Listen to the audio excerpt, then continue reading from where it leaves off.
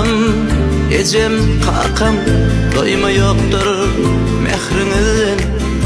Edevallık kemal taptık sizin sonsuz mehrinizden.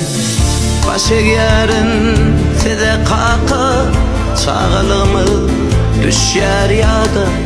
Öğrettim olmanı sadı, kıblam kebe uzak yaşa.